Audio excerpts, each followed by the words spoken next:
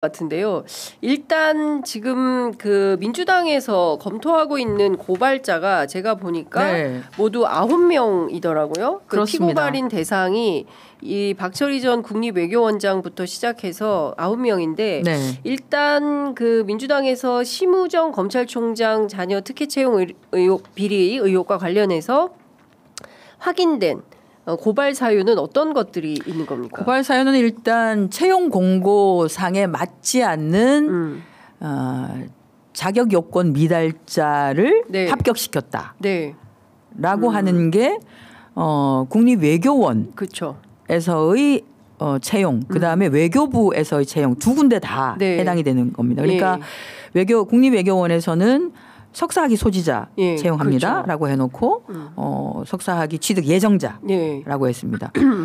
그러면 이렇게 생각할 수 있잖아요. 차라리 그냥 그러면 대학 졸업하고 난 뒤에 2년 실무 경력 있는 사람도 되는데 그냥 대학 졸업장하고 어차피 실무 경력 냈을 텐데 그걸로 했으면 되지 않나라고 했는데 그때는 본인들이 보기에 그 실무 경력이라고 하는 게 거기에 해당이 안 된다고 봤던 것 같아요.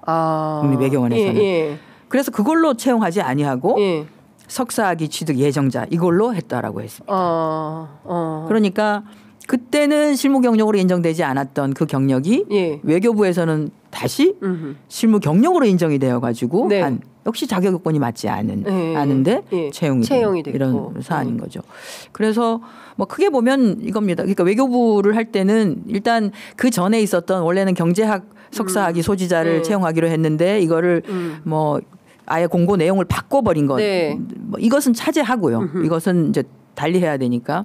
어쨌든 심우정 그 총장의 딸이 응모를 했을 때는 좋다 그러면 국제정치 분야를 전공한 사람으로 석사학위 소지자로 2년 이상 실무 경력인 사람이라고 했는데 국제정치 분야의 석사학위 소지자인 건 맞아요. 그런데 2년 이상의 실무 경력 요게 자격 요건이 안 되는데 역시 한 거거든요. 그래서 이 부분에 대해서 결국은 자격 요건에 해당되지 않는 사람을 채용시키는 채용 비위에 속한다라고 하는 것이고 이 과정에서 역할을 했던 사람들이 건수로는 9건인데 사람 수로 따지면 한 12명 정도 될 겁니다. 심우정 총장 딸을 취업시키기 위해서 동원된 인원이 12명? 그러니까 최소화했을 때 관계 여기에 관계된 사람들이 실제로는 뭐 실무자 이렇게 하면 점점 더 넓어지겠죠. 그거는 이제 수사를 함으로써 조사를 함으로써 밝혀져야 되는 상황이고요. 저희가 이제 명백하게 예를 들어서 채용과 관련한 최종 책임자 국립외교원은 국립외교원장 외교부의 경우에는 외교부 장관이기 때문에 그렇게 명시한 것이고요. 실제로는 그 채용의 과정에서 그 업무를 담당했었던 사람들이 다 해당은 되겠죠. 그러니까 정말 사람은 좀 더 넓어질 수는 있습니다. 그런데 원래 최종 책임을 지는 사람을 뭐 고발을 해야지만이 그 사이에 누가 어떤 역할을 했는지에 대해서 쭉 들어가게 되기 때문에 그래서 그렇게 한 것이고요. 뭐 그 안을 들여다보면 뭐 서류 심사에서는 3등 했는데 아주 차이 많이 나게 갑자기 면접에서 1등 했다라고 하는데 아니 그러니까 채용 공고상에서는 필기 시험도 있었거든요. 영문 아티클 2개를 주고 하나는 그 아티클을 이게 이제 통상과 관련한 아티클이었습니다. 이번에 지금 되는 관세 협상과 관련한 이런 거였습니다. 그런데 그 아티클을 하나는 그냥 통으로 번역하시오라고 하는 거고 또 하나는 다른 종류의 아티클을 주고 요거는 보고서 형태로 써오라. 쓰시오라고 하는 거를 이제 오전에 필기 시험을 치고 오후에 그 필기 시험에 대한 뭐 점수를 매기고 그다음에 이제 면접을 봐야 되는데 필기 시험은 쳤는데 이걸 점수를 안 매겼어요. 어머나. 안 하고 그냥 면접만 가지고 면접만 해서 그걸로 그냥 심우정 총장의 딸이 1등을 해서 시켰어요. 그래서 지난번 우리 또 대정부 질의할 때 50대 50으로 평가하게 되어 있는데 실기 점수 50, 면접 점수 50. 채용 공고에 그렇게 되어 있는데 왜 그거를 안 지키고 그냥 면접으로만 했냐라고 했더니 당시 이제 김홍균 차관이 답변하다가 깜짝 놀라가지고 가서 확인을 좀 해보겠습니다라고 자기 하더니 몰랐어요. 하더니 외교부에서 그걸 인정할 수는 없겠죠. 그거는 면접 심사위원이 다 알아서 그걸 감안해서 면접 때 평가를 한 거다라고 하더라고요. 그러니까 그 말도 안 되는 얘기죠. 말도 안 돼요. 평가 항목이 서류 없습니다. 평가 없습니다. 그러면 그 면접 평가서상에 항목이 한 5-6개가 있는데 50대 50, 5개가 예를 들어 50점이면 여기도 그 필기 시험 했던 거에 그렇죠. 대한 항목을 몇 가지를 해서 50점을 만들어야 돼요. 만들어야 돼요. 그러니까 번역이 완벽했냐. 그렇죠. 그다음에 주요한 핵심적인 내용에 대해서 제대로 번역을 했느냐. 그다음에 이것을 보고서 형태로 만드는 과정에 있어서 정말로 체크하고 핵심적으로 빠지지 않아야 되는 사항들이 그 보고서에 들어가 있느냐. 전체적으로 문제점이 뭐가 있는지에 대해서 이것도 평가 이런 것들을 가지고 그렇죠. 사실은 실기와 관련된 걸 점수를 매기고 50점. 그다음에 면접은 인상이 좋네요. 그다음에 직무와 관련한 소양이 충분히 이미 되어 있네요. 경력이 많고 해서 이걸 해가지고 50대 50으로 해야 되는데 면접위원들이 알아서 그게 말이 됩니까 진짜. 그래서 저희도 그랬습니다. 그게 말이 됩니까라고. 알아서 심우정 총장 딸을 뽑을 결심을 하시지 않는 이상 필기시험은 점수로 나오는 거예요. 그러니까요. 점수로 다 확인이 되는 건데 그거를 그냥 없습니다. 알아서 했다. 봐준 거죠. 말도 안 되네요. 그래서 그 면접에 참여했던 사람들, 면접위원들, 그다음에 역시 이제 서류 심사할 때 또 참여했던 심사관들. 왜냐하면 서류 심사 때 자격 요건을 보게 되어 있어요. 이게 경력이냐 아니면 경험이냐. 내가 살다 경험이 경력이 된다는 얘기는 처음 들어봤어요. 그래서 사실 이것을 경험인지 경력인지를 제일 잘 아는 사람이 인사혁신처에서 일을 했던 사람들일 거 아닙니까? 그렇죠. 워낙 이런 사항을 많이 하니까 인사혁신처 사람을 2명을 서류심사위원으로 넣었는데 이거를 체크를 안 했어요. 거기에 한마디만 했어도 됩니다. 이것은 얘가 풀타임으로 석사 과정에 그 학교를 다니고 있었는데 그 학교에서 연구보조원으로 풀타임으로 일을 할 수가 없다. 근무를 할 수가 없다. 그러면 급여를 받는다는 건데. 그러니까 둘 중에 하나는 일이 아닌 그냥 연구 교수님을 지도 교수님을 좀 도와주는 형태일 가능성이 너무나 크다. 그러니까 이것을 경력으로 인정을 할지에 대해서는 검토를 아주 까다롭게 좀 봐야 된다. 그래서 있는 게 있거든요. 일단 경력증명서는 받지만 4대 보험을 냈는지 조회를 해라. 4대 보험. 이게 중요한 급여를 그렇죠. 돈을 받으면 이게 일이다. 돈을 받지 않았으면 그것은 경험이다. 이렇게 보는 거거든요. 그렇기 때문에 4대 보험을 받았는지를 조회를 해보고 4대 보험 조회가 아니면 소득 증명원을 내라고 해라. 당사자 보고. 그럼 둘 중에 하나. 그러니까 제가 소득이 있습니다. 왜냐하면 일을 했으니까 그렇죠. 돈을 받았거든요. 라고 해서 하는 게 있으면 그 두 개 중에 하나는 이중으로 교차 검증을 하게 되어 있기 때문에 그걸 체크를 했었어야 됐어요. 이게 경험인지 경력인지 조금 애매합니다. 지금 갖고 있는 이 서류는 그냥 경력 증명서라고만 냈는데 이걸로는 학생인데 이걸 했다고? 학생인데 근무를 했다고? 말이 이상하지 않습니까? 그러니까 확인을 해야 된다라고 하는 걸 체크를 했어야 되는데 그걸 체크하지 않았다. 그렇죠. 그래서 서류 심사할 때 들어갔었던 인사위원들 두 분하고 면접위원들 알아서 필기까지를 감안해서 평가하신 분들하고 다 해서 고발을 하셨군요. 일단 조사를 해야 된다라고. 29분이어서 의원님 한 번 더 모셔야 될 것 같아요. 일단은 그거 말고도 어쨌든 그 관련된 내용이 쭉 있고요. 아들 특혜도 있어요? 아들 특혜 있습니다. 아들이 아시잖아요.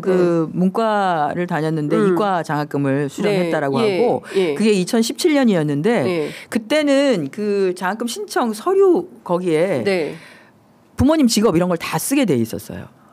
신청 서류에. 서류에. 그래서 우리 아버지는 차장검사 이런 거를 아마 드러났을 것이다. 그래서 그것 관련해서 그냥 인사청문회 할 때 흐지부지하게 그냥 아무 이상 없다 이렇게 되고 해당되는 학교에서 자료도 잘 안 내고 하기 때문에 조사가 제대로 되지 않았습니다. 그때 그런데 이제 인사검증할 때 그렇습니다. 인사검증에서 서류를 내라라고 인사청문회 위원들이 얘기했지만 자료 안 내고 버티고 이렇게 하면서 그래서 요번에 그 당시 있었던 상문고인데요. 상문고등학교에 그 당시 있었던 전 교장 선생님하고 만약에 이게 그 차장검사라고 하는 그걸 다 알고 이렇게 했다라고 하면 일종의 금품을 제공한 형식이 되고 신무정 지금 현 총장은 그 당시에는 차장검사라는 지위를 이용해가지고 장학금 형식을 빌어서 금품을 제공받은 이게 이제 우리 흔히 말하는 청탁금지법 위반에 해당이 되거든요. 그래서 이것도 조사할 필요가 있다. 그냥 당시에 조국 대표 장관 같은 경우 이거를 그 조민 씨의 장학금 받은 거를 뇌물로 그 당시 민간인이었는데 그러니까요. 대학교 교수였다고 해서 왜냐하면 이제 대학교 교수 서울대 교수도 청탁금지법 대상이 된다라고 해서 그러니까요. 그렇습니다. 그래서 이건 더 그거보단 더 죄중이 무거운 상황인 것이죠. 그렇죠. 그래서 이건 좀 이건 뭡니까? 딸이 서민 금융 햇살론 대출을 받았다는 게 무슨 일? 이게 재산이 많죠. 재산이 이 사람도 저 미국 주식 사가지고 벌었어요 돈을. 그렇습니다. 뭐 애플, 뭐 엔비디아, 뭐 테슬라, 뭐 이런 것들 갖고 있고 그 당시에도 아마 햇살론 유스 햇살론 대출이 거절률이 제일 높은 대출 상품입니다. 21%나 되니까 이건 뭐냐면 이제 자격 요건이 안 되기 때문에 안 됩니다 했는데 이분은 그러니까 다른 자산이 얼마나 있는지를 보게 되어 있는, 그러니까 주식 얼마나 갖고 있는지 한번 내보세요라고 하는 거는 서류 심사 항목이 없습니다. 이건 약간 도덕적인 문제인 거죠. 어찌 보면. 심하네요. 심하네. 그래서 이거를 본인이 가져감으로써 누군가 그 청년 중에 정말 도움이 필요한 사람은 450만 원 그걸로 본인은 몇 달을 생활을 할 수도 있었을 텐데 그 어떤 청년은 그걸 못한 거죠. 8,300만 원 주식을 갖고 자녀가 해외 주식을 갖고 있는데도 햇살론 대출을 받아가지고 햇살론하고 그다음에 신한은행에서 하는 또 저소득 신용자 대출인가 해서 200만 원인가를 또 받고 해서 650만 원 정도를 이해가 안 가는데 이건 진짜 수사가 좀 필요해 보입니다. 왜냐하면 돈이 이렇게 많고 그리고 특혜 채용 의혹까지 있는 마당인데 이게 그 서민들이 정말 어려운 분들이 햇살론 대출 받아가지고 근근히 살아가는데 이것까지 했다? 좀 뭐 말할 수 없는 무슨 이유가 있나? 이게 이제 저희가 서민 대출과 관련한 부분에 있어서 조금 자격 요건이나 또는 서류나 이런 거에 다른 자산들을 보는 항목 같은 것도 좀 들어가야 되겠다. 지금 저희 정무위에서 이걸 검토를 엄청 많이 했는데요.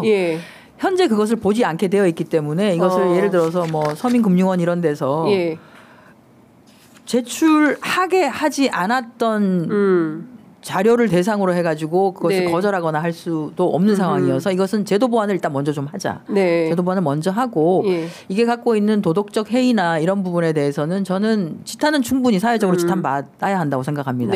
그것이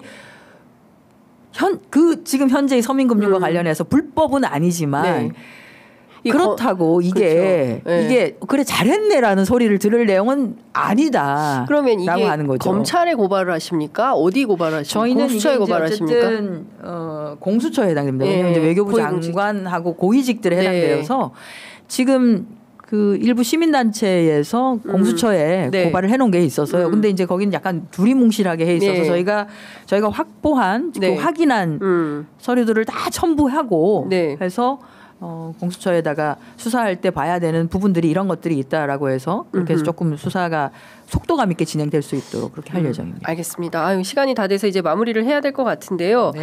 일벌백계 할 수 있도록 이것도 상설특검으로 수사를 해봄직한 거 아닌가.